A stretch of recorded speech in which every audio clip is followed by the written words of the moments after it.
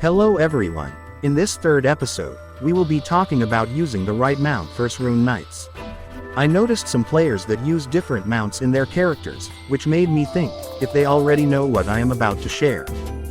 We all know that every mount gives us 25% movement speed. But, do you know that Rune Knights have extra buff if riding the right mount? Rune Knights has this skill, called Dragon Training. It increases your attack speed by 10%, and movement speed by 20% if you're riding a dragon. It also has Dragon Breath damage boost and size modifier effects, which only works if you're riding a dragon. But what dragon do we really need? Let's find out by testing some mount that I have.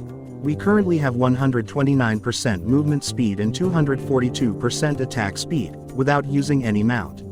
Now let's try using this dragon mount that I got from completing the Abyssal Lake quest. As you can see, it raises our movement speed to 179%. That's because of the 25% bonus when using a mount. I've also tried using Lily to see if there's any different, but the results are the same. Now, notice when we use the mount exclusively for Rune Knights.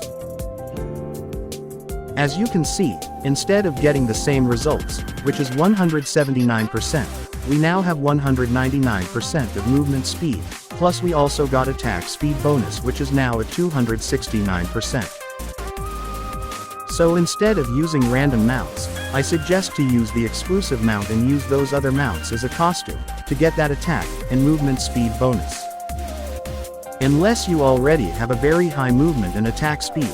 For example, you have a Moonlight Flower star card that gives you a permanent 30% movement speed or Doppelganger star card that can exceed your max attack speed to 500%. It's optional to use the required mount of the Dragon Training skill.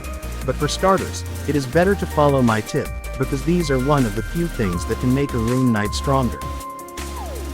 Also, make sure that your Knight skill such as Cavalry Combat and Cavalry Mastery is at level 5, so that the Dragon Training effect is its full potential.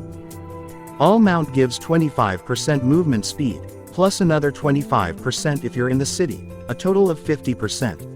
But when you're using the required mount, you'll also get that 50% boost, plus another 20% from Dragon Training skill, a total of 70% movement speed, with an additional 10% attack speed. Always remember, understanding our class and skills is a must thing to do.